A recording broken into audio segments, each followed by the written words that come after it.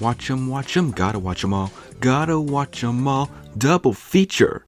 Hello everyone, it's me, your average bonehead, Jay, and welcome back to another Steven Universe double feature. Onion Trade and Steven the Sword Fighter. Onion Trade's a weird episode, and that's mostly because of its namesake character, Onion. This is the first proper episode that's about Onion, or as I should say, the first proper episode that's about Steven trying to figure out what there is about Onion.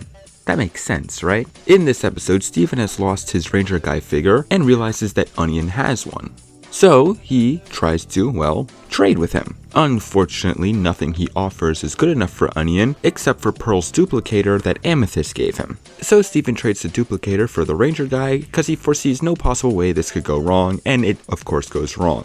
And then we have an interesting setup, because this is the only time a human character has actually fought against the gems, with actual success. And in the end, Steven realizes that Onion actually stole his Ranger Guy, and therefore the trade did not count. So he takes the duplicator back, and Garnet destroys it because she doesn't want to have to clean up this mess. Onion is a weird character. I like him, and I do like his episodes, but I still feel like all these years later, we still don't really know anything about what makes Onion tick. Like, in this episode we see that he misses his dad because he's always out to sea, providing for the family. But hey, at least he does come back when promised.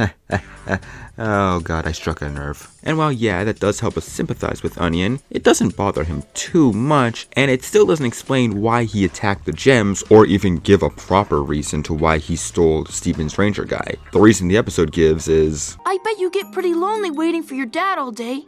You were probably really bored too. And I don't think that's really justification for everything Onion does. It's a weird way to give us a proper introduction to Onion's character. He definitely gets better later on in the series, but this was just an odd way to show us who Onion is, because it doesn't really show us anything. As for the next episode, Steven the Sword Fighter. In this episode, Steven and the gems are watching an anime, which, now that I think about it, how does watching cartoons work in a cartoon? I mean, they're all cartoons. You got a problem with cartoons? No problems at all. Jeez, I gotta stop making animated characters angry at me. But Pearl criticizes the show for being unrealistic to true sword forms, and she offers to teach Steven. They head to a sky arena, and Pearl summons her sparring partner, a Hollow Pearl. And while this is a cool ability, I always wonder if this is just an ability that only Pearls can do, or could all gems do it? We never really see another gem use a hologram projection, at least to this level. Pearl tries teaching Steven the basics, but Steven ends up distracting her, and the Hollow Pearl... Whoopsie daisy! Steven, it's okay. I'm gonna be just...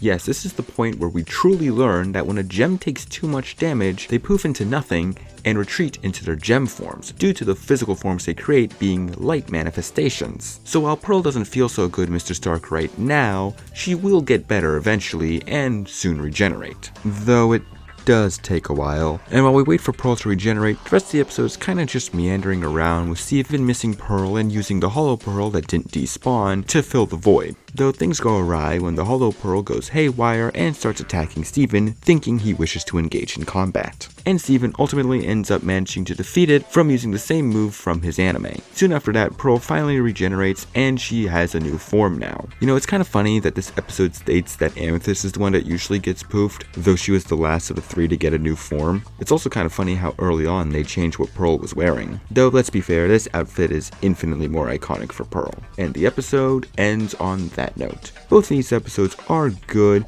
but both have their moments where you're just kind of scratching your heads a bit with them. Though, I do like Steven the Sword Fighter a bit more, solely for its world building and showing us a bit more about how gems work and their culture. Now, I'm your average bonehead Jay, and I wish you all good night. Catch 'em, gotta catch 'em all, gotta catch 'em all.